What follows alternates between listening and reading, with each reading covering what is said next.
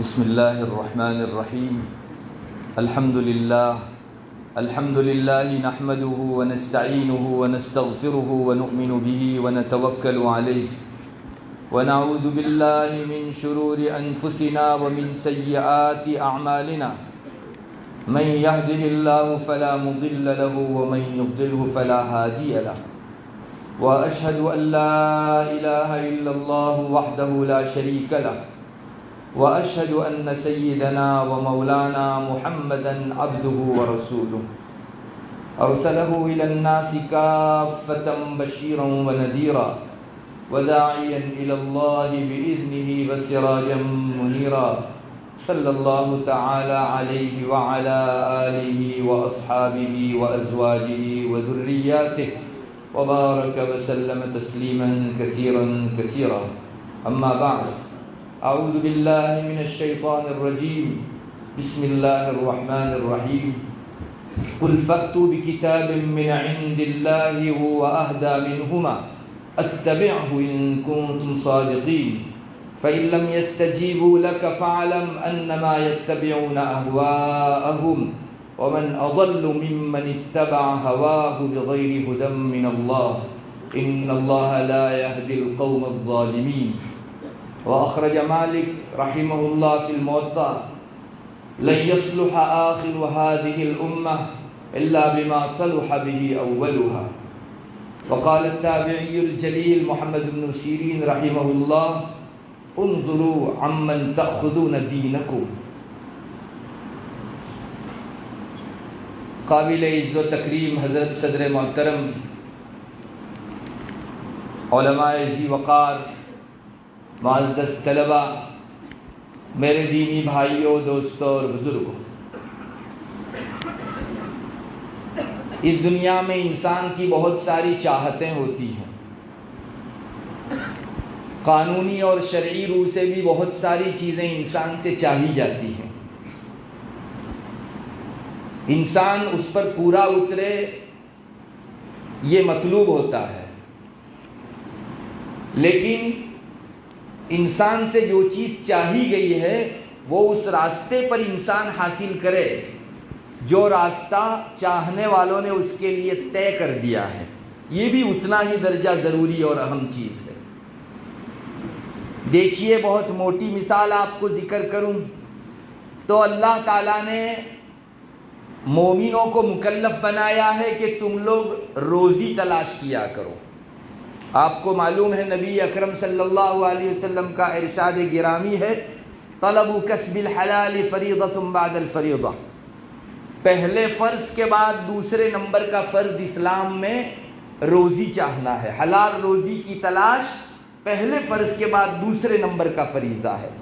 شریعت چاہتی ہے کہ مسلمان روزی تلاش کرے، چنانچہ علماء نے لکھا ہے کہ اگر کوئی شخص ہاتھ پر ہاتھ دھرا بیٹھا رہے اور روزی تلاش کرنے کے لیے نہ نکلے اور اپنا خرچہ اور اپنے اہل خانہ کا خرچہ، اپنی فیملی کا خرچہ کما کر فراہم نہ کرے تو یہ آدمی ایک فرض کو چھوڑنے والا ہے۔ جیسے آپ صبح فجر کی نماز چھوڑ دیں، اللہ تعالیٰ محشر کے میدان میں آپ سے سوال کریں گے کہ ایک فرض کیوں چھوڑا، ویسے ہی آپ اپنے اہل خانہ کے لیے، فیملی کے لیے اگر کمانا چھوڑیں تو اس کو بھی ایک فرض کا چھوڑنے والا قرار دے کر محشر میں مستقل اس سے سوال کیا جائے گا۔ شریعت چاہتی ہے کہ انسان روزی ڈھونڈے، لیکن شریعت نے راستہ بھی طے کر دیا کہ اس راستے سے ہی روزی ڈھونڈنی ہے، اگر اس کے علاوہ کسی اور راستے سے آپ نے ڈھونڈا تو شریعت کی نگاہ میں آپ ایسے ہی مجرم ہیں جیسے روزی ڈھونڈنے کے لیے نکلتے ہی نہیں اور آپ شریعت میں مجرم قرار پاتے۔ چنانچہ شریعت نے ایک لائن کھینچ دی، ہم کو ایک خط کھینچ کر بتا دیا یہ حلال راستہ ہے، اس جگہ سے تم کو روزی تلاش کرنی ہے۔ اس حلال راستے سے ہٹ کر دوسرے راستوں سے اگر آپ روزی تلاش کرنے جائیں گے تو آپ گھر میں روزی لائیں گے، آپ خود کھائیں گے، اہل خانہ اور فیملی کو کھلائیں گے، ایسے ہی مجرم ہوں گے جس طرح سے آپ روزی نہ کماتے تب جیسے مجرم ہوتے۔ چیز کو حاصل کرنا جتنا ضروری ہے اس کو صحیح ڈھنگ سے شریعت کے بتائے ہوئے طریقے سے حاصل کرنا بھی اتنا ہی درجہ ضروری ہے۔ یہی وہ پہلو تھا جس کو کفار سمجھ نہیں پائے تھے۔ آپ کو معلوم ہونا چاہیے جب قرآن کریم اتر رہا تھا ان دنوں سود کو، انٹرسٹ کو اور بیاج کو شریعت نے حرام کر دیا۔ کفار کے درمیان میں ایک چرچا چلی، آخر کیا بات ہے، میں 1000 روپے کا مال اور سٹاک اپنی دکان میں لاتا ہوں اور اس سٹاک کو بیچتا ہوں 1200 روپے میں، تو مجھ کو 200 روپیہ نفع ہوتا ہے، یہ تو شریعت حلال کرتی ہے۔ اور اگر میں کسی شخص کو 1000 روپیہ دوں قرض کے طور پر اور یہ کہوں کہ مجھ کو 1 مہینے کے بعد دینا، لیکن اس 1000 کے ساتھ 200 روپیہ مزید آپ دیں گے مجھ کو، تو اس کو شریعت سود شمار کرتی ہے۔ 1000 روپیے کے عوض میں 1200 روپیہ لینا یہ سود ہے، انٹرسٹ ہے۔ تو کفار جن کے دلوں میں ایمان نہیں تھا ان کو مستقل اعتراض ہوا اور ان کے درمیان میں یہ چرچا ہونے لگا کہ کیا بات ہے، 1000 کا سٹاک 1200 میں بیچوں تو حلال، لیکن اسی 1000 کو میں قرض میں دے کر 1200 بناؤں تو شریعت اس کو حرام قرار دیتی ہے۔ اللہ تبارک و تعالیٰ نے ایک دو ٹوک اعلان قرآن کریم کے اندر اتارا، احل اللہ البیع وحرم الربا۔ ارے کیوں یہ جائز اور وہ ناجائز، یہ حلال اور وہ حرام؟ کفار مشرکین کو ایک ایسا تعزیانہ دیا گیا، رہتی دنیا تک ان کی عقل کے ہلکے پن کو پوری دنیا کے سامنے واضح کر دیا گیا۔ دیکھو یہ تجارت حلال اس لیے ہے کہ اللہ نے اسے حلال قرار دیا، اور یہ حرام اس لیے ہے کہ اللہ نے سود کو اور انٹرسٹ کو حرام قرار دیا۔ تمہارے لیے اس کے علاوہ اور کس وجہ کی ضرورت ہے؟ آخر دنیا کے ساری چیزوں کے اندر آپ اپنے بڑوں کے قوانین کو فالو کرتے ہو یا نہیں؟ آپ ایک دنیا کا تصور لے لیجئے، ایک ون وے ہے جس میں سے آپ صرف جا سکتے ہیں، واپس نہیں آ سکتے۔ اگر کوئی من چلا اس موقع کے اوپر اعتراض کرے کہ بھائی راستہ ہے، اس پر جیسے جانے کی گنجائش ہے، واپس آنے کی بھی تو گنجائش ہے، لیکن کوئی من چلا اپنی اس فلسفیانہ بات کے باوجود بھی الٹا آنے کی کوشش نہیں کرتا۔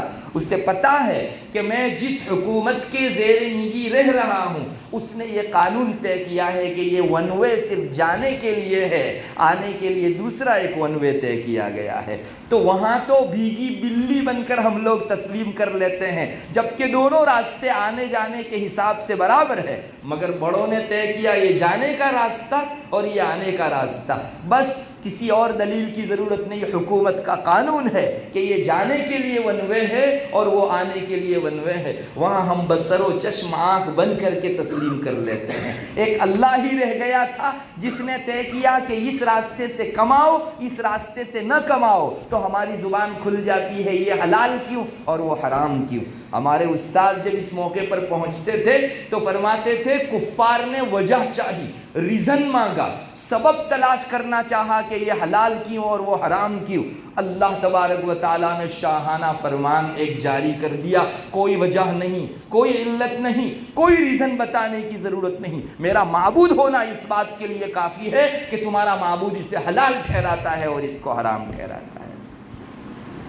آپ نے دیکھا روزی کمانا فرض ہے، لیکن اس گائیڈ لائن کے مطابق جس کو ہمارے رب نے کھینچا ہے، اس دوسرے راستے کے مطابق اگر آپ سود کے راستے سے 200 کمائیں گے، اللہ تبارک و تعالیٰ اسے حرام ٹھہراتے ہیں۔ اگر یہ لقمہ پیٹ میں گیا تو تمہارے پیٹ کے اندر آگ برسا سکتا ہے، فیملی کے پیٹ کے اندر گیا، چھوٹے معصوم بچوں کے پیٹ میں گیا، اللہ سے دعا کا رشتہ کاٹ دے گا۔ حدیث شریف میں آتا ہے حرام روزی پیٹ میں گئی، اس کا زبردست اور پہلا اثر یہ ہوتا ہے کہ انسان کا کنیکشن اپنے رب سے کٹ جاتا ہے۔ چنانچہ پیٹ میں گئی ہوئی روزی اگر حرام ہے تو اس کی دعائیں قبول نہیں ہوتی۔ حدیث شریف میں جہاں یہ آیا ہے کہ ان کا کھانا حرام، ان کا پینا حرام، ان کا پہننا حرام، وہاں ایک ٹکڑا یہ بھی آیا ہے وَغُذِيَ بِالْحَرَامِ، ان کو حرام روزیوں سے ان کا پیٹ بھرا گیا ہے، وہ بچوں کے لیے ہے۔ بچوں کا ذاتی کوئی قصور نہیں، لیکن باپ نے انگارا ब्याज और सूद की शक्ल में पेट के अंदर डाला, तो इस बच्चे को भी इस्तिजाबत दावत से अल्लाह से दुआ करके उसका अपना मतलूब पाने से महरूम कर दिया गया। मुझे तो सिर्फ यहाँ इतना बताना है, एक चीज़ शरीयत चाह रही है तो वहाँ साथ साथ में उसका रास्ता तय करके ये भी कह रही है कि इस रास्ते से अगर आया तो ठीक है, अगर दूसरे रास्ते से ये चीज़ आप ला रहे हैं गलत है। बहुत मोटी मिसाल दूँ आपको, अगर हमारे यहाँ इतना बड़ा मजमा इस वक्त बैठा हुआ है, जाहिर है कि इनके आने के लिए ये रास्ता बनाया हुआ है, गेट है।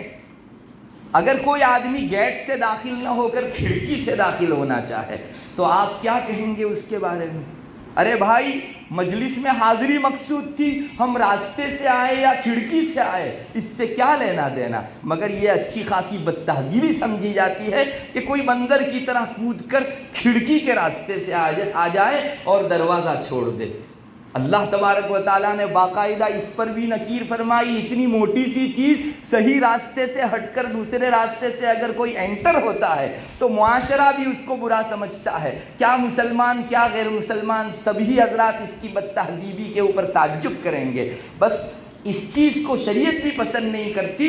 हमने आने को कहा, उसी रास्ते से आना पड़ेगा जिस रास्ते से हमने आपको आने की इजाज़त दी। दूसरा रास्ता अगर आप अपनाएंगे ये शरई नुक्ते नज़र से गुनाह समझा जाएगा। आपको मालूम होना चाहिए, पहले ये होता था, हज बहुत पहले से चला आ रहा है, इस्लाम से भी पहले हज की इबादत चली आ रही है। अब कुफ्फार जब हज के लिए जमा होते थे तो वो काबतुल्लाह के इर्दागिर्द अपने टेंट डालते थे, उनके खेमे हुआ करते थे। जैसे आजकल खेमे होते हैं उस तरह से जो है खेमे डाले जाते थे। कुफ्फार के दरमियान में एक बात मशहूर थी, वो कहते थे कि जब तक हज करने के मौके से हम बैतुल्लाह में दाखिल ना हो उस वक्त तक हम अपने खेमों में, अपने घरों में दरवाजे से नहीं जा सकते। चुनांचे कुफ्फार के यहाँ ये था कि वो खिड़की में से कूद कर आते थे। जब शुरू में अभी इस्लाम की तालीमात नहीं आई थी तब इन लोगों के दरमियान में एक रवाज था, और वो रवाज ये था कि दरवाजे से तब तक हम दाखिल नहीं हो सकते अपने घरों में और अपने टेंट में जब तक काबा के दरवाजे में से अल्लाह के घर में हम दाखिल न हो जाएं। उस वक्त पब्लिक कम थी, हर एक को मौका दिया जाता था काबतुल्लाह में दाखिले का, लेकिन जब तक वहाँ दाखिला ना होता हमेशा लोग कूद कर आया करते थे खिड़कियों में से। कुरान करीम ने इस पर मुस्तकिल नकीर की और कहा, वलैसल बिर्रु बिअन तअतुल बुयूत मिन ज़ुहूरिहा वलाकिन्नल बिर्र मन इत्तक़ा वअतुल बुयूत मिन अबवाबिहा। ये कोई नेकी की बात नहीं है कि आप पीछे के रास्ते से, खिड़की के रास्ते से अपने टेंटों के अंदर दाखिल हो। अरे नेकी तो अल्लाह के लिए तकवा इख्तियार करने की बात है, सीधे सीधे दरवाजे से आया करो। वअतुल बुयूत मिन अबवाबिहा, ये कुरान करीम ने नकीर की इन लोगों के ऊपर। चूँकि जहाँ आना मकसूद है वहाँ उस रास्ते से आना भी मतलूब है जिस रास्ते को हमारा रब चाहता है। बस वैसे ही हमसे इल्म चाहा गया है। अल्लाह हर मुसलमान को मुकल्लफ बनाता है कि उसको इल्म दीन हासिल करना है। आप एक बात यकीन जानिए, इतना इल्म हासिल करना हर मुसलमान पर फर्ज ऐन है जिससे वो अपनी शरीयत की लाजिमी ज़िंदगी के अंदर काम ले सके। इतना इल्म हासिल करना फर्ज ऐन है। जैसे अगर कोई आदमी फजर की नमाज न पढ़े या अभी जलसे में से खाकर उठकर चला जाए और जोहर का फरीज़ा छोड़ दे, अल्लाह के यहाँ जैसे इससे पूछा जाएगा। कोई आदमी मोटे मोटे शरीयत के मसाइल अगर न सीखे जो उसको ज़िंदगी में डायरेक्ट काम आने वाले हैं, ये भी एक फ़र्ज़ का तारीख है। फ़र्ज़ैन का मतलब हर पर्सन पर, हर नफर पर, हर शख्स के ऊपर अलग अलग फ़र्ज़। ऐसा नहीं कि चन्ने कर लिया तो सबके कांधों से बोझ उतर गया, हर एक पर ज़ैद उमर बकर सबके ऊपर जो है अलग अलग ये चीज़ फ़र्ज़ की गई है। इसे फ़र्ज़-ऐन कहा जाता है। इतना इल्म हासिल करना शरीयत के अंदर फ़र्ज़-ऐन है जो इंसान की अपनी ज़िंदगी की ज़रूरियात में उसको काम लग सके। अल्लाह ताला ने हमसे इल्म हासिल करने का हमें मुकल्लफ बनाया और चाहा कि इल्म हासिल करो इतना। अब इल्म दीन हासिल करने के भी कुछ तरीक़े हैं। याद रखिए, दो तरीक़े अलग अलग हैं। एक तरीक़ा पुरसलामत है और दूसरा तरीक़ा पुरखतर है। اس راستے سے اگر آپ علم حاصل کریں گے تو اللہ کے بتائے ہوئے، چاہے ہوئے، پسند کیے ہوئے راستے سے علم حاصل کرنے والے قرار دیے جائیں گے۔ اور اگر اس راستے سے ہٹ کر دوسرے راستے سے اگر آپ نے علم دین حاصل کیا، آپ دسیوں خطرات کو اپنے سر کے اوپر لے کر علم حاصل کرنے والے قرار پائیں گے۔ میں تھوڑا سا اسی موضوع کو آپ کے سامنے کھولنا چاہتا ہوں کہ آج دونوں راستے ملا دیے گئے ہیں، لوگوں کی نگاہوں میں میل جول اور خلط ملط کر دیا گیا ہے۔ صحیح راستہ علم کے حاصل کرنے کا کون سا، دین و شریعت کے علم کو حاصل کرنے کے لیے وہ لائن کون سی، وہ خط کون سا جو ہمارا رب پسند کرتا ہے، اور وہ خط کون سا جس کو رب ناپسند کرتا ہے، ان دونوں کی سرحدیں ملا دی گئی، اور ہم میں سے بہت سارے لوگ اس راستے سے علم دین حاصل کرنے کے لیے اب آگے بڑھ رہے ہیں جس راستے کو ہمارا رب ناپسند کرتا ہے۔ اب پرسلامت اور وہ راستہ جو ہمارے رب نے پہلے سے طے کیا ہے اور آج تک چلا آ رہا ہے علم دین حاصل کرنے کا، وہ راستہ کون سا ہے؟ الحمدللہ ایک صاحب علم کسی مدرسے کے اندر سند فراغت پاتا ہے، مولوی بنتا ہے، عالم بنتا ہے، اور شریعت کے علوم دوسروں کو ایک خاص درس و تدریس کے انداز میں سکھاتا ہے۔ مدارس میں دیے جانے والے اس طرز کو آپ سلامتی والا راستہ کہہ سکتے ہیں۔ چنانچہ اس راستے کو ہمارا رب پسند کرتا ہے، اور نبی اکرم صلی اللہ علیہ وسلم سے لے کر آج تک اس طریقے کو اللہ تعالیٰ نے علم دین کی منتقلی کے لیے پسند اور قبول فرمایا ہے۔ جیسا کہ مولانا کے بیان میں آپ نے بہت تفصیل سے اور بڑے ڈوٹوں کے انداز میں سنا، مدارس کا سب سے بڑا فریضہ یہی ہے کہ وہ علوم کو اگلوں سے لے کر بعد والوں تک منتقل کرتے ہیں۔ اگر علماء کی جماعت کو بیچ میں سے ہٹا دیا جائے تو امت کے کندھے کے اوپر ایک فرد ہمیشہ کے لیے باقی رہ جائے گا۔ تھوڑی ایک نظر معاشرے پر کر لو، کیا علماء کے علاوہ بحیثیت جماعت کے کوئی ایسا طبقہ ہے جو اس فریضے کو انجام دے رہا ہو؟ بحمداللہ کوئی فخر کی چیز نہیں ہے مگر قدر کی چیز ہے۔ لوگ پوچھتے ہیں مدارس کرتے کیا ہیں؟ بس انہیں کہا جائے گا کچھ نہ کرتے ہوں، اگر ان علوم کو جس کو ہمارا رب اگلوں تک منتقل کرنے کا فریضہ امت پر ڈالے ہوئے اسے ہی انجام دیتا ہو تو تم کو مدرسوں کا احسان مند ہونا چاہیے۔ سب سے بڑا احسان پوری امت کے اوپر یہ ہے کہ تمہارے کاندھوں سے ایک فریضہ ساقط کر دیا، تمہارے کاندھے سبکدوش ہو گئے۔ بہرحال یہ مدارس کا جو درس و تدریس کا طریق ہے، یہ اصل وہ نہج ہے جس نہج سے نبی اکرم صلی اللہ علیہ وسلم سے لے کر آج تک علم دین کی آپلے لین دین ہوتی رہی ہے، اور اللہ نے جب تک چاہا آئندہ بھی انشاءاللہ اسی راستے سے جو پوری طرح سلامتی والا راستہ ہے علوم منتقل ہوتے رہیں گے۔ ایک اور راستہ ہے جو اس وقت کے دور انٹرنیٹ کے اندر بہت زور و شور سے چلایا جا رہا ہے، اور وہ راستہ ہے ایک سٹڈی کر کے، مولوی نہیں ہے، خود سٹڈی کی ہے، اس نے ابیاس کیا ہے، اور اس کے ذریعے سے جناب دکتوریت کے مقام پر پہنچ گئے ہیں، اور اب چینل کے اوپر آ کر لوگوں کو علم دین بہا رہے ہیں لوگوں کے درمیان میں۔ آپ جانتے ہوں گے اس کو، یہ ایک کریز چل پڑا ہے چینلوں والا اسلام، اور لوگوں تک علم منتقل کرنے کے لیے کسی استاد کا سہارا لینے کی ضرورت محسوس کیے بغیر خود اپنی نگاہ سے کتب شریعت کے اندر نصوص میں، آیت قرآنی میں اور احادیث مبارکہ میں نظر ڈال کر اپنے ذہن پر جو اپج اتری اس کو لوگوں کے درمیان میں دین کے نام سے پھیلانا، یہ ہے وہ پرخطر راستہ جس راستے کے اوپر ہر قدم کے اوپر انسان کو نہ صرف فسق و فجور بلکہ کفر و شرک اور نفاق و زندگی کے خطرات لگے ہوئے۔ میرے بھائیوں، اس حقیقت کو سمجھ لینے کی ضرورت ہے۔ یہیں آ کر سرحدیں مل جاتی ہے، اور پھر سیاہ و سفید کے درمیان فرق نہ کرنے والے بہت سارے لوگ 50 سال کا اپنا ایمان ایک گھڑی کے اندر لٹا دیتے ہیں اور کھو دیا کرتے ہیں۔ ہرگز یہ راستہ جو ہے اللہ تبارک و تعالیٰ نے اپنے علم دین کے پھیلانے کے لیے پسند نہیں فرمایا ہے۔ میں نے شروع میں امام مالک رحمۃ اللہ علیہ کے حوالے سے ایک مقولہ آپ کو سنایا، اس کا ترجمہ کیے دیتا ہوں، آپ بہت آسانی کے ساتھ اس چیز کو سمجھ پائیں گے۔ چنانچہ امام مالک فرماتے ہیں لن يصلح آخر هذه الامه الا بما صلح به اولها، اس امت کے آخری طبقے کی اصلاح اسی طریقے سے ہو سکے گی جس طریقے سے اگلوں کی اصلاح ہوئی ہے۔ لن يصلح آخر هذه الامه الا بما صلح به اولها، آخری طبقہ جو قیامت سے قریب ہے اس کی اصلاح ہرگز نہیں ہو سکتی بجز اس طریقے کے جو طریقہ اگلوں نے اپنایا ہے۔ آپ اس پر غور کیجئے۔ تھوڑا سا ہم لوگ جو ہے اتنا وسعت پسند ہو گئے ہیں کہ کہیں سے بھی علم دین کے نام سے، شریعت کے نام سے جب ہم کو کوئی چیز پہنچائی جاتی ہے، آنکھ بند کر کے ہم شریعت سمجھ کر اس کو لیتے ہیں۔ بسا اوقات اس کے اندر بعض ایسی چیزیں ڈال دی جاتی ہیں جو ہمارے ایمان کے لیے سوہان روح ہوا کرتی ہے۔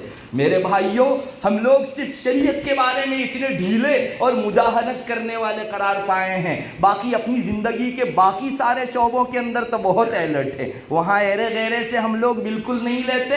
میں 2-3 مثالوں سے آپ کو سمجھاؤں گا جس سے آپ کو اندازہ ہوگا کہ سارے شعبوں میں ہم لوگ متنبہ اور آگاہ ہیں۔ ایک اگر مداہنت کرنے والے، ڈھیلے پڑنے والے اور سب چلا لینے والے ہیں تو یہ دین کا راستہ ہے۔ یہاں زہر بھی آئے تو کھا لیں گے ایک مرتبہ، ہمارے ایمان کے لیے سوہان روح جتنے بھی امور ہیں ان سب کو بھی بڑی آسانی سے نگل لیں گے۔ ایک شخص ہے طباخ، آپ کے مدرسے میں آج جلسہ ہے، آپ کو پکانے کی ضرورت ہے، وہاں چند طباخ حضرات ہیں، باورچی حضرات ہیں جنہوں نے اپنی کیبینیں کھولی ہوئی ہیں، آپ ہم کو آرڈر دو، ہم آ کر پکائیں گے۔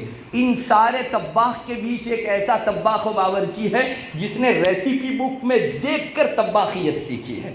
کسی ماہر استاد سے جو ہے پکانا پریکٹیکل اور عملاً نہیں سیکھا ہے، بلکہ اس نے ریسیپی بک کو دیکھ کر، آپ ریسیپی بک جانتے ہیں جس میں کس طرح سے چیزیں بنائی جاتی ہیں، اس کے اجزائے ترکیبی کیا ہونے چاہیے اور کس طرح سے آپ یہ آئٹم پکائیں گے، اس کا طریقہ کلپوں میں بھی آج بہت پھیلا ہوا ہے۔ اس نے پریکٹیکل نہیں سیکھا ہے اور جو ہے صرف ریسیپی بک کے ذریعے سے وہ سیکھا ہے، اور اس نے اپنا اعلان لگایا ہے ان ساروں کے بیچ میں واحد وہ ہوں جو ریسیپی بک سے آپ کو بہتر سے بہتر چیز پکا کر دوں گا۔ مجھے بتائیے پورے معاشرے میں سے کوئی اس پر نظر انتخاب ڈالے گا کہ اس آدمی کو تجربہ کرنے کے لیے اپنی 50 دیگیں اس کے حوالے کر دے؟ ارے ریسیپی بک سے جس نے طباخیت سیکھی اس نے ایک تیسری ہی آئٹم پکائی، جو چاہ رہا تھا وہ بھی نہیں، جو اندر لکھی تھی وہ بھی نہیں، ایک تیسری ہی آئٹم پکے گی۔ دنیا کے اندر طباخیت کے لیے یہ معیار قائم کیا جاتا ہے کہ اس کو تجربہ کتنے سالوں کا ہے، اور خاص کر کے اس آئٹم کے اوپر اس کا ہاتھ کتنا بیٹھا ہوا ہے۔ اس کو زیادہ پیسے دے کر بھی ایک انسان ہائر کرتا ہے اور بالآخر جو ہے لاتا ہے۔ وہاں تو کوئی چک نہیں کرے گا کہ اتنا بڑا جو ہے کلپیں دیکھ کر اور مستقل سائیدیں چلانے والا جس کو پکانے کے نام سے الف کا نام بھالا نہیں معلوم، اسے کوئی ہائر کرے۔ لیکن دین و شریعت کے اندر کوئی بھی آ کر کہتا ہے میں فلاں جگہ دکتوریت کیے ہوئے ہوں اور شریعت کا فلاں حکم بتا رہا ہوں، بسر و چشم ہم لوگ اس کو اٹھانے لگ جاتے ہیں۔ ایک شخص ہے جس نے اسٹیئرنگ کبھی نہیں پکڑا، ہاں کتابوں میں دیکھ کر اور استاد سے زبانی سیکھ کر اس نے ڈرائیونگ کے سارے اصول، کون سی جگہ گاڑی رکانی ہے، کون سی جگہ چلانی ہے، کس گیئر کو کب ڈالنا ہے، سیکھا ہے۔ اگر آپ اور میں بس میں چڑھنے جائیں اور کوئی بتا دے کہ یہ پہلی مرتبہ اسٹیئرنگ کے اوپر آیا ہوا ہے اور کتابوں میں سب سے زیادہ مہارت رکھتا ہے ڈرائیونگ کے نشیب و فراز کی، میں آپ کو پوچھتا ہوں کیا میں اور آپ سب بس سے فوراً نیچے نہیں اتر جائیں گے؟ کوئی ایک بھی باقی نہیں رہے گا۔ ہاں وہ دیوانہ رہ سکتا ہے جس نے جان کھونے کی نیت سے اپنے گھر سے باہر قدم نکالا۔ میرے بھائیوں، یہ ہے ہمارا دوسرے شعبوں کے اندر آگاہ پنا، متنبہ پنا، اور باقی اور سارے شعبوں میں دیکھ لیجئے ایک طبی مہارت کا دعوے دار آتا ہے، کہتا ہے میں نے کسی کالج یونیورسٹی کا سہارا نہیں لیا، بندے نے کتابوں سے ایسی دوائیں تجویز کی ہے جو انسان کو حیات جاویدانی بخشتی ہے۔ کوئی جاوے گا اس کے پاس دوا لینے کے لیے؟ اپنی جان اگر پیاری ہے تو انسان کبھی اس کے پاس نہیں جائے گا۔ لیکن دین کی چیز ہے، ہاں دین کے نام سے آج آ رہے ہیں لوگ اور بہت سارے لوگوں کے ایمان کو لٹ کے جا رہے ہیں۔ بہت سے لوگ کلپیں دیکھ کر ایمان سیکھنا چاہتے ہیں، چینلوں والا اسلام سیکھنا چاہتے ہیں۔ یہی شریعت کا ایک طریق رہ گیا تھا، ارے دنیا میں کسی نہ جاننے والے طبیب سے دوا لیں گے، زیادہ سے زیادہ آپ کا جسم خراب ہوگا، چلو زیادہ سے زیادہ آپ کی جان چلی جائے گی۔ کسی نہ جاننے والے ڈرائیور کے پیچھے اگر آپ بیٹھیں گے آپ کا یہ ڈھانچہ گر جائے گا۔ لیکن اگر دین و شریعت میں آپ نے اپنے آپ کو کسی ناہنجار و نابلد کے حوالے کیا، یاد رکھو آپ کی روح اور آپ کا ایمان جل کر کر خاکستر ہو جائے گا، اور جس کا کوئی بدل نہیں ہے، ڈھانچہ گر جائے، ایک انسان یہاں کا ناکامیاب وہاں تو کامیاب ہو سکتا ہے، لیکن جس کے روح و ایمان لٹ گئے اس آدمی کی کامیابی کا بھلا کون سا راستہ ہے؟ ہم لوگ جہاں زیادہ آگاہ پنا دکھانا چاہیے اس جگہ ہم لوگ آنکھ بند کر کے جو ہے پڑھ رہے ہیں اور ہمارے دین و ایمان کو داؤ پر لگا رہے ہیں۔ بہت سے لوگ تختہ بچھا کر بیٹھے ہوئے ہیں اور مقتل بنا ہوا ہے لوگوں کے ایمان کا، یہاں ذبح ہو رہے ہیں لوگوں کے ایمان، لیکن لوگ جاتے ہیں جوک در جوک جاتے ہیں، اور اس بات کی تحقیق کے بغیر کہ بتانے والا دین و شریعت کا کون ہے، بغیر اس تحقیق کے اس پر اپنا دین جو ہے حوالے کر دیتے ہیں۔ یاد رکھیے، صرف سٹڈی سے ایک انسان وہ علم دین حاصل نہیں کر سکتا جو نجات کا ذریعہ ہے۔ چنانچہ بہت سارے دکتور حضرات ہیں جنہوں نے سٹڈی سے علم حاصل کیا، ہاں وہ ڈاکٹر ہیں اپنے یہاں، انجینئر ہیں اپنے یہاں، پروفیسر ہیں اپنے یہاں، اور اپنی مجلسوں میں بیٹھ کے انہوں نے تفسیر سیکھی ہے، تھوڑا عربی اٹھانگ پٹانگ آیا نہیں آیا اور جو ہے تفسیر کے سلسلے میں اپنی رائزنی شروع کر دی۔ ایسے لوگ آ کر آج امت مسلمہ کی معنویت اور آخرت اور عقبہ اور عاقبت کی باغ ڈور سنبھالنے کے خواب دیکھ رہے ہیں، اور ہماری ناہنجاری پر اصل ماتم ہونا چاہیے کہ ہم لوگ اتنی اہم ترین چیز کو ایسے لوگوں کے حوالے کر دیا کرتے ہیں۔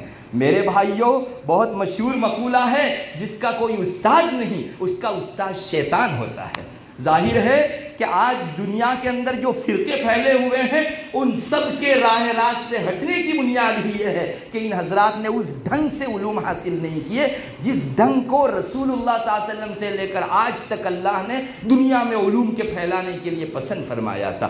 سٹڈی سے علم حاصل نہیں کیا جا سکتا، ایک آیت کے کئی مطالب، عربیت کی گہرائی کو جب تک عالمیت اور فاضلیت کے اس مرحلے کو پورا نہیں کیا جاتا، انسان کما حقہ پہچان تو کہاں سکتا ہے، انسان گڑبڑا سکتا ہے، خود بھی اور دوسروں کی گڑبڑی کا بھی سامان پیدا کر سکتا ہے۔ اس لیے ایک بہت تنبیہ کے ساتھ یہ بات بتائی جاتی ہے کہ اس وقت چینلوں کے اوپر الا بلا نام سے پتہ نہیں کتنے لوگ اپنے چینل چلا رہے ہیں، کوئی گوہر علی کے نام سے اور کوئی جناب زید عمر بکر انجینئر کے نام سے اور کیا کیا نام سے لوگ جو ہے آ رہے ہیں، اور ہم بے تحاشا ان کو اپنا دین سپرد کر رہے ہیں۔ بلا جس آدمی نے عربیت کے وہ نشیب و فراز نہیں پائے، اس آدمی کو آپ اپنے عقائد حوالے کر رہے ہیں، اپنی عبادات حوالے کر رہے ہیں، اور 25 سال 30 سال سے جو آدمی حنفیت کے مطابق نماز پڑھتا تھا، ایک کلپ دیکھ کر اپنی 25 سال کی نماز کے طرز کو اس نے بدل دیا، فقط اس بنیاد کے اوپر کہ جناب نے کہا ہے کہ حدیث شریف میں آیا ہے۔ کیا یہ حدیث شریف امام ابو حنیفہ رحمۃ اللہ علیہ کے پیش نظر نہیں تھی؟ اور جناب ہی تھے جو ساری صحیح احادیث کے جانکار ہیں، اور امام ابو حنیفہ رحمۃ اللہ علیہ رہ گئے تھے جن کو امت نے متفقہ طور پر مجتہد مانا ہے، وہ رہ گئے تھے کہ احادیث کو بالائے طاق رکھ کر اپنی جیب کے مسائل بتاتے۔ یہ ایک بہت بڑی بدزنی ہے امام ابو حنیفہ رحمۃ اللہ علیہ سے۔ ارے دنیا کے سارے امور کے اندر تو ہم لوگ کسی دوسرے شخص کا اوپینین نہیں مانتے، چنانچہ ایک انجینئر اگر آپ کو بتانے لگے کہ میں تمہاری سرجری کر دوں گا، کوئی حوالے کرے گا اپنا جسم اس کو؟ اگر کوئی پروفیسر تم کو کہتے کہ اس ٹیبلٹ کے اندر تمہارے لیے کینسر کی دوائی ہے، تو آپ اس پروفیسر کے کہنے کی وجہ سے ٹیبلٹ لے لیتے ہیں، لیکن نہیں، اس جگہ ایک ایسے آدمی سے جس نے باقاعدہ مولویت بھی حاصل نہیں کی اور صرف بلند بانگ دعویٰ کر دیا اور لوگوں کے درمیان میں دین و علوم پھیلانے لگا۔ میرے بھائیوں، اللہ کے واسطے اپنی جان پر رحم کرو، اپنے ایمان پر رحم کرو، اپنی روح کے اوپر رحم کرو، ورنہ اس کے خاکستر ہو جانے کے بعد ہمارا سارا سرمایہ لٹ گیا۔ مومن بے دست و پا ہے، بے یار و مددگار ہے، اس کا سوائے ایمان کے اور کوئی سرمایہ، کوئی پونجی، کوئی بضاعت نہیں ہے۔ اس وجہ سے اللہ کے واسطے اس قسم کی غلطیوں میں، چکوں میں، جس سے انسان اپنی زندگی ہار جاتا ہے، پڑھنے سے اپنے آپ کو بھی بچاؤ، اپنے ساتھیوں کو بھی بچاؤ، اپنے اہل خانہ کو بھی بچاؤ۔ میرے بھائیوں، دنیا کے سارے شعبوں کے اندر ہم لوگوں نے بہت الٹ پنا دکھایا، لیکن اس جگہ آ کر ہم لوگ بودے پڑ گئے، ہم لوگوں نے کمزوری کا سب سے بڑا مظہر اپنا دین بنا دیا۔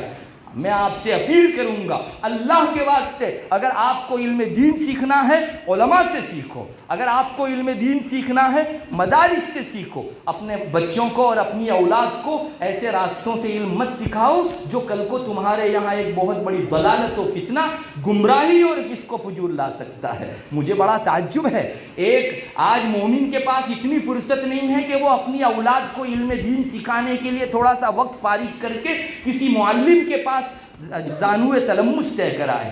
آج آن لائن مدارس چل رہے ہیں، چنانچہ ہمارے پاس ہمارے بچوں کو عصری تعلیم دلانے کے لیے تو خوب وقت ہے، دنیاوی تعلیم کے لیے عصری تعلیم کا وقت ختم ہونے کے بعد ٹیوشن، دوسرا ٹیوشن، تیسرا ٹیوشن۔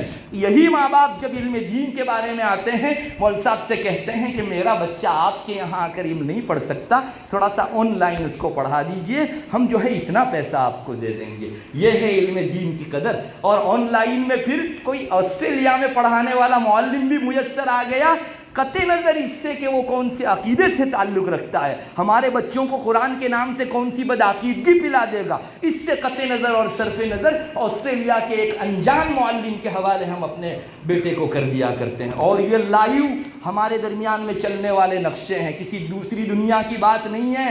مشغول ماں باپ آج جو ہیں ایسوں کے حوالے اپنے بچوں کو کرتے ہیں۔ میں دیکھتا ہوں بہت سی جگہوں پر شہر میں جانا ہوتا ہے، صبح 5 بجے مائیں اپنی چھوٹی چھوٹی اولاد کو لے کر رکشہ سٹینڈ کے پاس یا بس سٹینڈ کے پاس جاتی ہے۔ پوچھنے پر معلوم ہوتا ہے یہ اپنے ان چھوٹے بچوں کو ٹیوشن کلاس میں جو ہے بھرتی کرنے جا رہی ہے۔ ہاں 5 بجے ہماری اولاد کے لیے دنیاوی تعلیم کے خاطر ماں کا اٹھنا بھی آسان ہے، ان بچوں کو اٹھا کر جگا کر لے جانا بھی آسان ہے، لیکن علم دین کے لیے کسی استاذ کے سامنے وہ اپنے گھٹنے ٹیک کر علم حاصل کر سکے، اس کی فرصت لوگوں کے پاس نہیں ہے۔ یہ ایک مختصر سی زندگی کے لیے 8 گھنٹے آسان ہے، لیکن ہمیشہ کی زندگی کے لیے ہمارے پاس 10 15 25 منٹ کا وقت نہیں ہے۔ یہ ہے ہمارے امت کی تنزلی کے وہ اسباب جن کے بعد اللہ کی نصرت ڈیلے ہو رہی ہے۔ مجھے معاف کریں، نصرت اللہ کی آیا چاہتی ہے، ہماری بدعمالیوں کی وجہ سے، ہمارے بدکرتوت کی وجہ سے، اللہ کی طرف سے ہماری بے التفاتی کی وجہ سے وہ جو ہے تاخیر ہو رہی ہے، اس میں ڈیلے ہو رہی ہے۔ اللہ کے واسطے ہوش سنبھالو۔ سوائے علماء کے طبقے کے صحیح علم پوری شریعت کا کسی جگہ نہیں مل سکتا۔ ایک بات دعوے کے ساتھ میں آپ کو کہتا ہوں، علماء رہے دنیا میں علم رہے گا، علماء ختم جہالت آ جائے گی۔ اور کسی کے پیٹ میں اگر دکھتا ہے اس جملے سے تو وہ رسول اللہ صلی اللہ علیہ وسلم کا یہ ارشاد سن لے۔ ابن ماجہ شریف میں روایت موجود ہے، نبی اکرم صلی اللہ علیہ وسلم کا ارشاد ہے، حضرت عبداللہ ابن عمرو بن العاص رضی اللہ تعالیٰ عنہ اس روایت کے راوی ہیں، آپ نے فرمایا اللہ تعالیٰ لوگوں سے سینوں سے ایسے ہی علم ختم نہیں کر دے گا، بلکہ علماء کے چلے جانے سے علم ختم ہو جاوے گا، اور یہاں تک کہ علماء ختم ہوتے ہوتے ایک دن ایسا آئے گا اللہ ایک بھی صاحب علم اور عالم باقی نہیں رکھے گا، تب لوگ جاہلوں کو اپنا پیشوا بنائیں گے، ان سے فتویٰ پوچھیں گے، وہ الا بلا جواب دیں گے، خود بھی گمراہ ہوں گے اور دوسروں کو بھی گمراہ کریں گے۔ مجھے بتائیے دنیا میں جہالت کے آنے کو کس چیز کے ساتھ جوڑا گیا؟ علماء ختم ہوں گے اور جہالت در آئے گی، یہ آپ صلی اللہ علیہ وسلم کا ارشاد ہے۔ اسی لیے ہمارے یہاں چونکہ زبان پر یہ بھی جملے آ رہے ہیں اب تو بہت سارے لوگوں کے، ارے علم دین سیکھنا ہے تو کوئی علماء کی احتیاج تھوڑی ضروری ہے، انہی کے ساتھ اپنے دامن کو وابستہ کرنا کیا ضروری ہے، انہیں اس آئینے کے اندر اپنا منہ دیکھنا چاہیے۔ تم نہیں، کوئی ولی نہیں، کوئی صحابی نہیں، نبی نہیں، سید الرسول صلی اللہ علیہ وسلم فرما رہے ہیں کہ سوائے اس گھاٹ کے آپ کو کہیں نہیں مل سکتا ہے۔ میرے بھائیوں ہوش سنبھالو، اپنے ایمان کے لالے پڑ جائیں گے اگر اس سلسلے میں آدمی تردد کرے تو۔ کیا مطلب ہے؟ علماء ایک ایک کر کے اٹھ جائیں گے اور جوہال رؤسا بن جائیں گے۔ یہ ایک مقام آ گیا رسول اللہ صلی اللہ علیہ وسلم کے ارشاد کے اندر۔ اللہ تبارک و تعالی ہم سب کو ہوش سنبھالنے کی توفیق عطا فرماوے، اور ہم جس برے ڈگر پر جا رہے ہیں اس سے کل رکتے ہو تو آج رک جاؤ، آج رکتے ہو تو اس وقت رکتے واپس آ جاؤ۔ یو ٹرن مارنا آسان ہے لیکن ہلاکت کی گھاٹی میں جا گرنا بہت مشکل ہے۔ اس کے بعد جو ہے ریوس میں آنے کا کوئی موقع ہمارے پاس باقی نہیں رہے گا۔ میرے بھائیوں، اگر کسی شخص کو یہ بھرم ہے کہ دنیا میں یہ اسباب تو ہیں بہت سارے علوم کے، کتابیں علم حاصل کرنے کے اسباب ہیں، کیا ضروری ہے کسی صاحب علم کی رہنمائی ہی کے اندر ہم کتاب پڑھیں؟ صرف کتابوں کا ہونا، ذریعوں کا ہونا، ارے آج بڑے بڑے کتب خانے چھوٹی سی ایک پین ڈرائیو کے آلے کے اندر آ چکے ہیں، ایک سی ڈی کے اندر بڑے بڑے کتب خانے آ چکے ہیں۔ یاد رکھو، اسباب کا دنیا میں موجود ہونا علماء کے اٹھ جانے کے بعد بالکل کام نہیں دے گا۔ یہ بھی میں حدیث شریف کی روشنی میں آپ کو کہتا ہوں، اور کسی کو سننا ہے تو وہ ہوش کے کان سے یہ روایت بھی سن لے۔ چنانچہ مشکات میں روایت موجود ہے، حضرت لبید، یزید ابن لبید غالباً ان کا نام، ایک صحابی ہیں، وہ روایت کرتے ہیں، فرماتے ہیں نبی کریم صلی اللہ علیہ وسلم نے ایک مرتبہ پیشین گوئی فرمائی کہ یہ ایسا وقت ہوگا جس میں علم اٹھا لیا جائے گا، علم اٹھا لیا جائے گا۔ تو ایسے موقع کے اوپر ایک صحابی، یہی صحابی تھے یزید غالباً جن کا نام تھا، انہوں نے کہا نبی کریم صلی اللہ علیہ وسلم کو کہ یا رسول اللہ، علم اٹھ کیسے جائے گا؟ ہم خود قرآن پڑھیں گے اور ہماری اولاد کو پڑھائیں گے، ہماری اولاد ان کی اولاد کو پڑھائے گی، اور آخر تک جو ہے یہ قرآن کریم کا سلسلہ باقی رہے گا، یعنی کتاب اللہ ہمارے درمیان میں موجود رہے گی تو علم باقی رہے گا۔ آپ صلی اللہ علیہ وسلم نے فرمایا کہ اے زیاد، میں تو تم کو مدینے کا بہت ہوشیار آدمی سمجھتا تھا، لیکن تم اتنی موٹی بات نہیں سمجھ سکے۔ یہ یہود نصارہ کو دیکھ لو، ان کے درمیان میں اللہ کی کتاب تورات و انجیل تھی یا نہیں، اس کے باوجود بھی یہ ایسے گمراہ ہوئے کہ آج ان کا کوئی پرسان حال نہیں ہے۔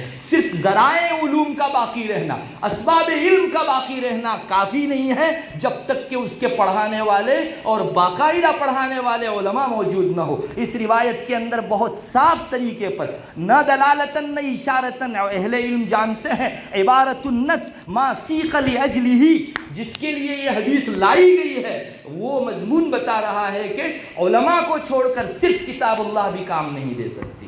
آپ صلی اللہ علیہ وسلم کا یہ ارشاد جو ہے موجود ہے، اسی لیے تو ہمارے رب نے فرمایا یضل بہ کثیرا ویہدی بہ کثیرا، اسی کتاب سے بہت سارے لوگ جو ہے گمراہ بھی ہوتے ہیں، اور بہت سارے لوگوں کے لیے کتاب ہدایت بھی بنتی ہے۔ یہ اگر صحیح ویژن نہیں ہے تو انہی آیات سے غلط راستے اختیار کر کے فرقے تیار ہو گئے دنیا میں۔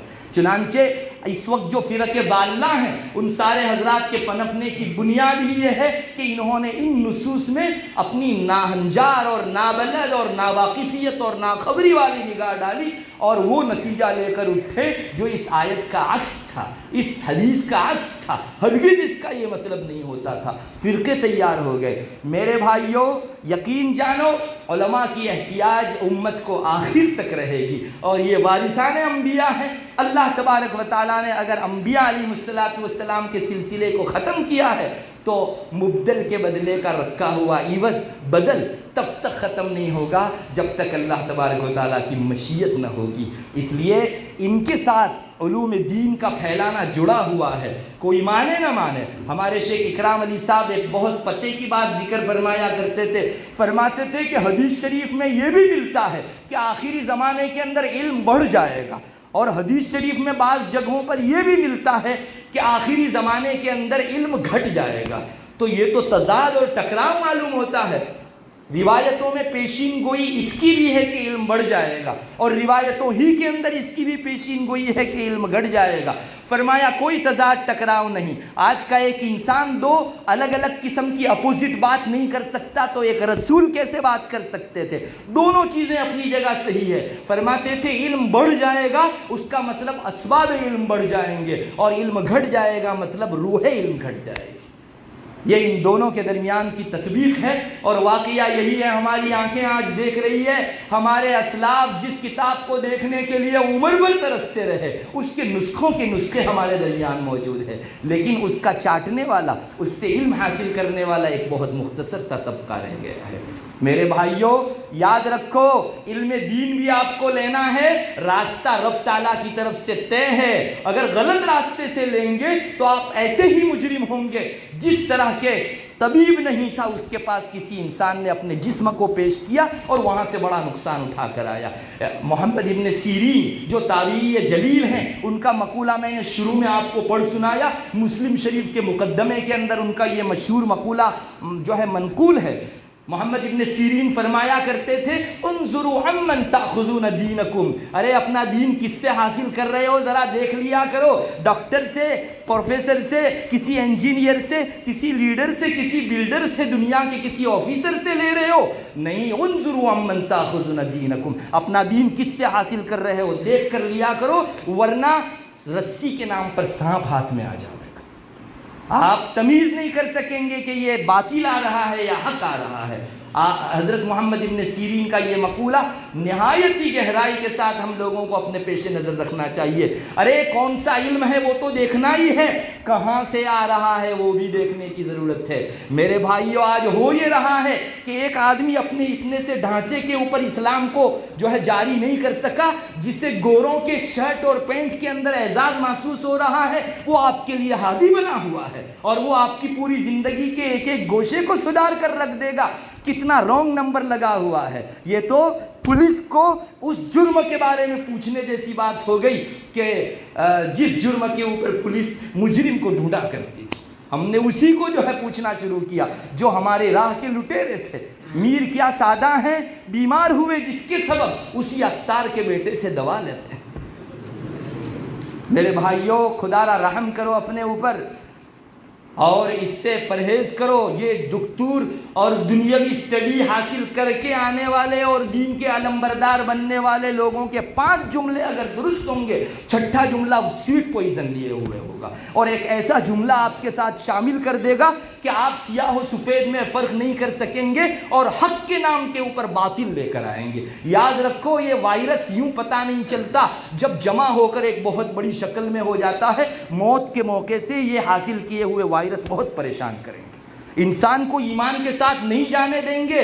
لائٹلی مت لو اس چیز کو، اس کے 5 جملے اچھے ہیں، دین و شریعت کے مطابق ہے۔ ایک جملہ اگر سویٹ پوائزن کا آ گیا، مان لو آپ کی خوراک کے اندر سارے اجزاء موجود ہیں، ایک چھوٹا سا جز جو ہے کینسر کے وائرس اور جمس کی حیثیت سے آپ میں آ گیا، کیا حشر ہوگا اس آدمی کا؟ 1 سے 2، 2 سے 4 اور ایک پورا جسم بھر جا سکتا ہے اس سے۔ میرے بھائیوں، اس لیے فقط بہت چکنی چپڑی باتیں ہیں، زبان بہت اچھی ہے، اتنی بنیادوں کے اوپر اپنا دین کسی کے حوالے مت کرو۔ انظروا عمن تاخذون دینکم، دیکھو کس کو حوالے کر رہے ہو اپنے دین کو، اور کس سے جو ہے آپ علم دین حاصل کرنے کے لیے جا رہے ہو۔ میرے بھائیوں، یہ تو اس صورت میں بات ہے جبکہ 5 باتیں صحیح ہو اور 6ٹھی بات جو ہے وہ غلط ہو۔ میں تو ایک قدم آگے بڑھ کے آپ کو کہتا ہوں، 5 کیا 6 باتیں صحیح ہو اپنی جگہ، لیکن جس نلکی سے آپ علم حاصل کر رہے ہو وہ نلکی درست نہیں ہے، مت لو اس سے علم، ورنہ آپ کے پاس علم گدلا آئے گا۔ میرے پاس اس سلسلے میں محمد ابن سیرین کا واقعہ نہ ہوتا تو میں اتنے زور سے نہ بول سکتا۔ محمد ابن سیرین جلیل القدر تابعی ہیں، ان کا واقعہ اس زمانے کے اندر پھیلی ہوئی اس بیماری میں ہماری آنکھیں کھولنے کے لیے کافی ہے۔ محمد ابن سیرین تشریف فرما تھے اپنے گھر کے اندر، ان کے شاگردان موجود تھے، کسی نے دستک دی، حضرت نے فرمایا جاؤ دیکھو کون آیا ہے۔ خادم نے جا کر دیکھا تو جا کر پوچھا، کہا ایک گمراہ فرقے کے چند لوگ آئے ہیں اور آپ سے کچھ بات کرنا چاہتے ہیں۔ محمد ابن سیرین نے فرمایا ان کو جا کر کہہ دو محمد تمہاری بات سننے تیار نہیں ہے، جیسے آئے ہو گیٹ آؤٹ۔ خادم نے جا کر ان کو کہا تو ان حضرات نے درخواست کی کہ حضرت سے کہو کہ ہم اپنی کچھ بھی بات پیش نہیں کریں گے، صرف آ کر 2-4 آیتیں سنا کر چلے جائیں گے۔ تو خادم آیا واپس، اس نے کہا حضرت صرف 4-5 آیتیں سنا کر وہ چلے جائیں گے اور کچھ بولیں گے بھی نہیں، حضرت آپ اتنا موقع دیجئے ان کو۔ فرمایا ان کو کہو ڈبل گیٹ آؤٹ، میں 5 آیتیں بھی سننا نہیں چاہتا تم سے۔ بھاگ گئے۔ مجلس میں سے ایک شخص کو تعجب ہوا، حضرت ایک قرآن سنانے کی پیشکش کرے اور آپ اس کو ریجیکٹ کر رہے ہیں۔ حضرت کا جواب ہمارے اور آپ کے لیے بہت زیادہ جو ہے اس موقع پر تازیان عبرت ہے اور مشعل راہ ہے۔ حضرت نے فرمایا میرے رب کی آیت میں اپنی روشنی مسلم ہے، اللہ کی ہر آیت میں نور ہے، مگر وہ جس زبان سے آئیں گے مجھے ڈر ہے کہ اس زبان کی اندھیری اس آیت کے واسطے سے میرے کان میں اور دل میں نہ پہنچ جائے۔ کیا سمجھا جا سکتا ہے کیا محمد ابن سیرین ہی کو اپنے ایمان کے متعلق ڈر تھا، اور ہم لوگ اتنے سیف ایمان والے ہیں کہ ہمارے ایمان کو کوئی جمس جو ہے، کوئی جراثیم اثر نہیں کرتے؟ یہ ہماری دلیری اور بیجا بہادری کی بات ہے۔ اس لیے اگر کوئی اس بھرم میں ہو کہ ان کی تو سب باتیں اچھی رہتی ہے، دنیا کا دستور ہے اگر اوپر پانی ٹنکی کے اندر زمزم کا بھرو اور نلکی میں 2-4 پیشاب کے قطرے ڈال دو، یہ زمزم اپنی زمزمیت کھو کر ناپاک ہو جائے گا۔ کل کو یہی زمزم ہمارے سر پر لگایا جاتا تھا برسبیل تبرک، لیکن آج خبردار جو کسی نے لگایا اس زمزم کو، چونکہ پیشاب والی نلکی کے راستے سے وہ آیا ہوا ہے، آج لگایا تو دھوئے بغیر نماز نہیں ہوگی آپ کی۔ میرے بھائیوں، اچھی باتیں جس واسطے سے آ رہی ہے اس واسطے کو بھی تو دیکھنے کی ضرورت ہے۔ اس لیے میں آپ کو کھلا ڈرانے والا ہوں، اپنے دین کو اس طرح کی کلپوں کے حوالے مت کرو۔ چینلوں والے اسلام سے اللہ کے واسطے جو ہے توبہ کرو، پرہیز کرو، اور اپنے آپ کو بچاؤ، اپنی اولاد کو بچاؤ۔ میں پوچھتا ہوں، کیا وہ علماء ختم ہو گئے جن علماء کا ایڈریس آج سے 1400 سال پہلے رسول اللہ صلی اللہ علیہ وسلم نے دیا تھا؟ اپنے دین کی پیاس ہوگی تم ان علماء کے پاس جا کر بچھانا۔ کہاں چلے گئے وہ ارشادات؟ کیوں وہاں سے جو ہے ہم لوگ مڑ کر یو ٹرن مار کر اس طرف جو ہے ایسے لوگوں کے ہاتھوں دین حاصل کرنے جا رہے ہیں جن کو الف کا نام بھالا نہیں آتا، جو اپنے ایک جسم کے اوپر رسول اللہ صلی اللہ علیہ وسلم کی جو ہے سنت کو نہیں جاری کر سکے؟ وہ خاک آپ کی حیات کے اندر روح بھر سکے گی؟ میرے بھائیوں، بات بہت ایموشنل ہے، اور اس لیے بھی ایموشنل ہے کہ ہمارے دین سے اس کا ذاتی تعلق ہے۔ آپ اگر سائیکل پر سے گریں گے چوٹ لگے گی، موٹر سائیکل پر سے گریں گے ہڈی ٹوٹے گی، کسی ریل پر سے گریں گے ممکن ہے 2-3 ہڈی ٹوٹ جائے، بلیٹ ٹرین سے گریں گے ممکن ہے آپ کا پورا جسم چور چور ہو جائے، اور فلائٹ سے گریں گے تو کیا ہوگا مجھے آپ بتائیے۔ اس لیے جس قدر خطرناک چیزیں ہوتی ہیں اسی خطرناک لہجے کے اندر جو ہے باتیں ذکر کی جاتی ہے۔ اللہ کے واسطے آپ اپنے آپ کو بچاؤ، چینلوں والے اسلام سے اللہ کے واسطے بچو۔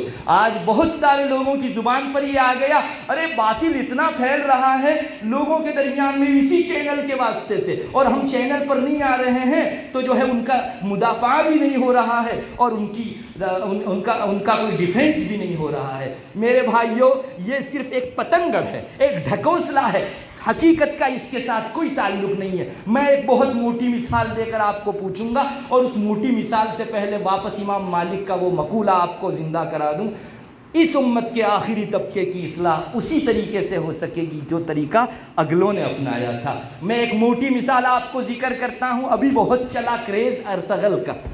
ارطغرل آپ نے دیکھی، ترکی سے جو سیریل آئی ہوئی تھی جس کے اندر غازی اور مجاہد اور نہ جانے کیا کیا، اور یہ الاؤنس کیا گیا تھا کہ اس سے غازی پیدا ہوں گے، مجاہد پیدا ہوں گے۔ اتنے قسطیں آ گئی، مجھے بتاؤ کوئی ایک مجاہد ارطغرل کو دیکھ کر پیدا ہوا؟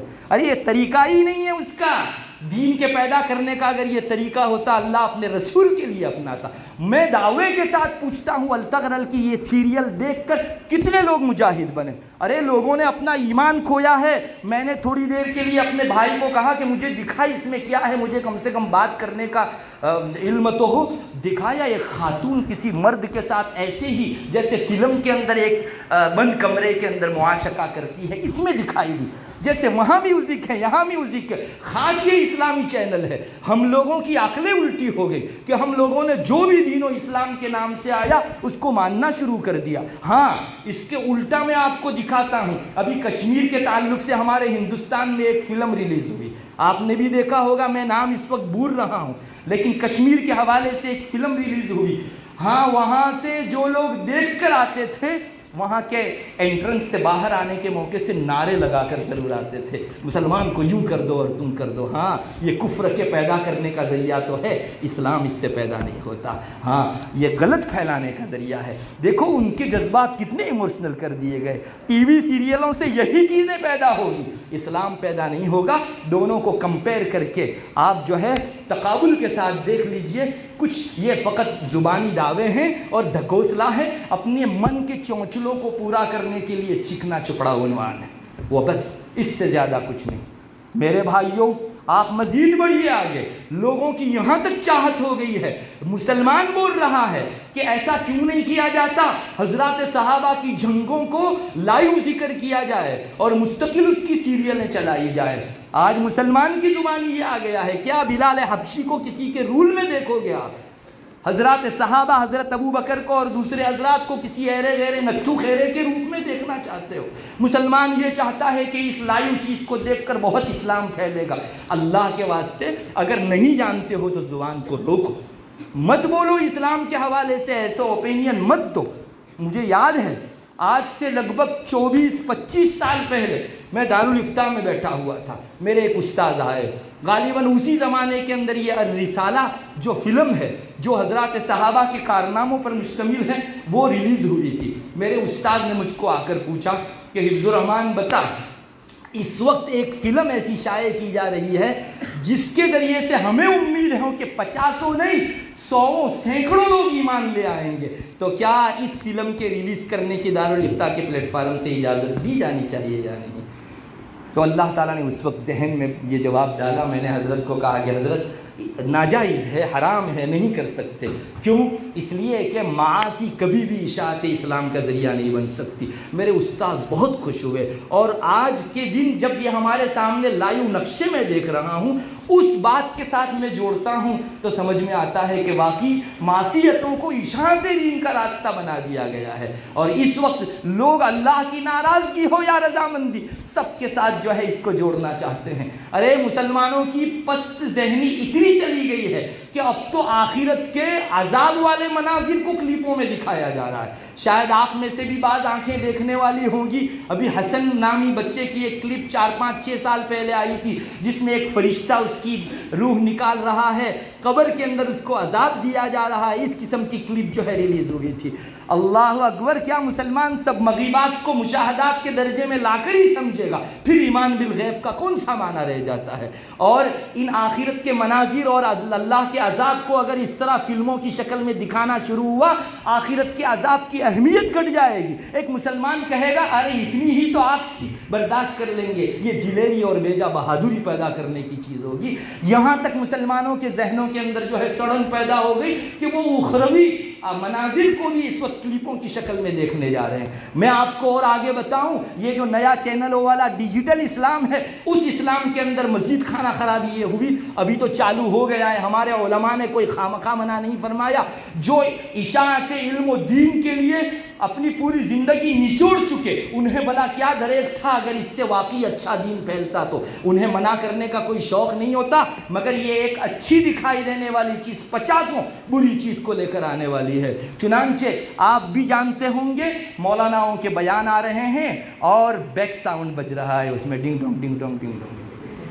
آپ دیکھ لیجئے, کسی دلیل کی ضرورت نہیں ہے, مولانا کا بیان چل رہا ہے, اللہ رسول کی بات ہے, آیت سنائی جا رہی ہے, اور بیک ساؤنڈ جو ہے وہ میوزک چل رہا ہے. نعتوں کے ساتھ بھی آ چکا, نعت کے پیچھے بھی جو ہے بیک ساؤنڈ اس طرح کا گانا بجانا سنگیت میوزک آ چکا.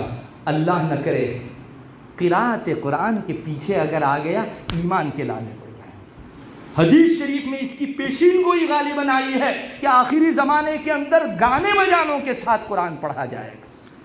اللہ نہ کرے یہ ہمارے سر پر لٹکتی تلوار ہے کفر کی. اگر اس کے بعد والا قدم چینلوں پر جو ہے ڈھلان ہے, اس میں آپ کو بڑھنے کے لیے آنکھ بند کرنے کی ضرورت ہے, کسی پریشر کی ضرورت نہیں, اترتے جائیں گے. اس کا اگلا قدم قرآن کریم کی آیات کو سنگیت کے ساتھ اور میوزک کے ساتھ پڑھنا ہے. اللہ ہماری حفاظت. کیا وہاں پہنچنا چاہتے ہیں ہم لوگ؟ میرے بھائیوں, خلاصہ اتنا ہی ہے, اللہ کے واسطے اپنے اوپر رحم کرو, اپنی نسلوں پر رحم کرو. چینلوں سے ان جدید آلات کے ذریعے سے الا بلا ہر آدمی کی تقریر مت سنو. آپ اگر یہاں مدارس ہیں, مدارس میں آ کر علماء موجود ہیں, ان کے پاس جا کر یا بغیر تصویر کے معروف مستند معتبر ان علماء کی تقریر آپ سنیے جن کے متعلق ہمارے اکابرین فرماتے ہیں کہ یہ صاحب حق ہے. لائیو جو تصویر کے ساتھ ہوتی ہے یہی وہ قدم ہے جس کا اگلا قدم بہت سارے دوریوں تک پہنچائے گا۔ علماء جانتے ہیں اگر یہ تصویر نہیں بھی ہے بعض لوگوں کے نزدیک ڈیجیٹل تصویریں، سدًا للذرائع وحسمًا لمادة الفساد، اس کو روکنا ضروری ہے، ورنہ ان سب شاخسانوں کو بھی ساتھ ساتھ میں سہنا پڑے گا۔ اللہ تبارک و تعالی ہماری حفاظت فرماوے۔ میرے بھائیوں، خلاصہ اتنا نکلا کہ علماء مر نہیں گئے ہیں، مدارس جل نہیں گئے ہیں، اس لیے یہاں آ کر علوم حاصل کیجئے، کوئی کلپوں کے اوپر سہارا مت رکھیے، ورنہ اپنے ایمان کو میچس لگانے کے درجے کی چیز ہوگی۔ اللہ مجھے، آپ کو اور جو مسلمان اس میں حقانیت سمجھ رہے ہیں ان حضرات کو صحیح نگاہ عطا فرماوے، باطل کو باطل اور حق کو حق سمجھنے، حق کی پیروی کرنے اور باطل سے اجتناب کرنے کا سلیقہ عطا فرماوے۔ وآخر دعوانا الحمدللہ۔ معزز حضرات، میرے مربی مشفق استاد محترم نے بہت ہی قیمتی باتیں بیان کی ہیں۔ اللہ تعالیٰ ہم سب کو اس پر عمل کرنے اور اپنے ایمان کی حفاظت کی فکر کرنے کی توفیق عطا فرمائے۔ سامعین،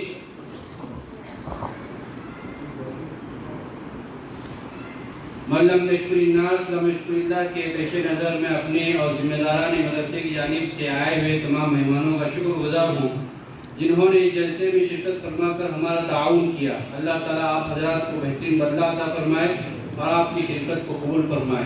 اب میں استاد محترم سے معتبرانہ درخواست کرتا ہوں کہ دعا پر مجلس کا اختتام فرمائیں۔ بسم اللہ الرحمن الرحیم، اللہم انت السلام و منک السلام تبارک یا ذا الجلال والاکرام، اللہم صل علی محمد النبی وعلی آلہ وسلم تسلیما، اللہم ربنا لا تزغ قلوبنا بعد اذ ہدیتنا وهب لنا من لدنك رحمة إنك أنت الوهاب، اللهم ربنا لا تزغ قلوبنا بعد إذ هديتنا وهب لنا من لدنك رحمة إنك أنت الوهاب، اللهم ربنا لا تزغ قلوبنا بعد إذ هديتنا وهب لنا من لدنك رحمة إنك أنت الوهاب، اللهم ربنا اغفر لنا ولإخواننا الذين سبقونا بالإيمان ولا تجعل في قلوبنا غلا للذين آمنوا ربنا إنك رؤوف رحيم، ربنا آتنا في الدنيا حسنة وفي الآخرة حسنة وقنا عذاب النار وقنا عذاب القبر وقنا عذاب الحشر وقنا عذاب الدين واحشرنا مع المتقين مع الأبرار، اللهم آت نفوسنا تقواها وزكها أنت خير من زكاها أنت وليها ومولاها، اللهم ربي أعوذ بك من همزات الشياطين وأعوذ بك ربي أن يحضرون، اللهم طهر قلبي من النفاق وعملي من الرياء ولساني من الكذب وعيني من الخيانة فإنك تعلم خائنة الأعين وما تخفي الصدور، اللهم أرني في عيني صغيرة وفي أعين الناس كبيرة، اللهم أرنا الحق حقا وارزقنا اتباعه وأرنا الباطل باطلا وارزقنا اجتنابه، اللهم وفقنا لما تحب وترضى واجعل آخرتنا خيرا من الأولى، اللهم إنا نسألك رضاك والجنة ونعوذ بك من سخطك وغضبك والنار، اللهم ربي يسر ولا تعسر وتمم بالخير وبك نستعين يا فتاح، اللهم خير لنا واختر لنا، اللهم إنا نسألك علما نافعا وعملا متقبلا ورزقا واسعا حلالا طيبا وقلبا خاشعا ولسانا ذاكرا وتوبة نصوحا وشفاء من كل داء،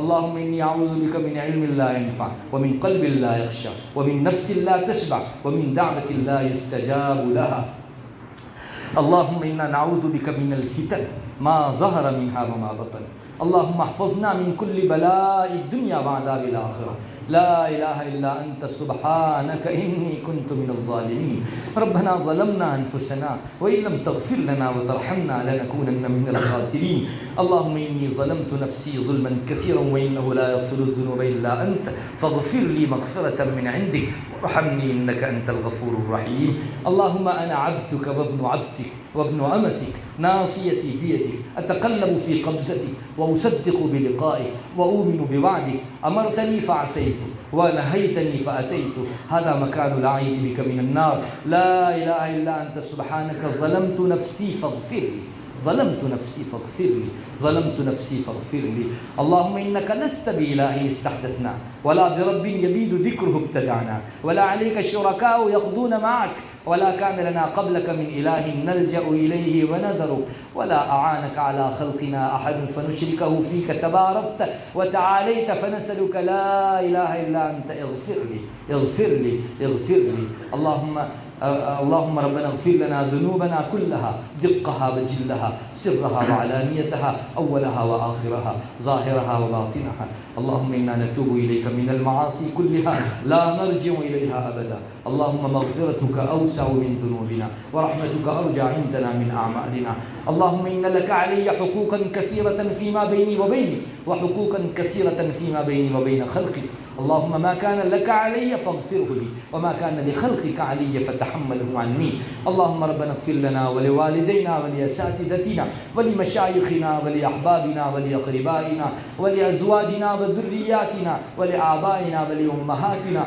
ولأجدادنا ولجداتنا ولأعمامنا ولعماتنا ولأخواننا ولخالاتنا ولإخواننا ولأخواتنا ولمن حق ومن علينا ولمن أوصانا بالدعاء ولجميع المؤمنين والمؤمنات والمسلمين والمسلمات الأحياء منهم والأموات برحمتك يا أرحم الراحمين ہے اللہ ہمارے گناہوں کو معاف فرما ہم لوگ بڑے گنہگار ہیں بہت خطا کار ہیں ہے اللہ ہم نے پوری زندگی نافرمانیوں میں گزار دی گناہ کرتے کرتے ہم کو گناہوں کی عادت بن گئی ہے اللہ تو ہمارے سارے گناہوں پر اپنا قلم عفو پھیر دے ہمارے چھوٹے بڑے نئے پرانے جان کر کیے ہوئے انجان کر کیے ہوئے دن کے اجالوں میں رات کی اندھیریوں میں سرن علانیتاً اجتماعاً انفراداً کیے ہوئے سب گناہوں کو معاف فرما ہے اللہ ہمارے گناہوں کو معاف فرما ہمارے والدین کے گناہوں کو معاف فرما ہمارے اعزاء و اقارب رشتہ دار پوری امت مسلمہ زندہ مرحومین سب کے گناہوں کو معاف فرما ہے اللہ ہم نے بے شک تیرے بھی بڑے حقوق پامال کیے قدم قدم پر تیرے احکام توڑے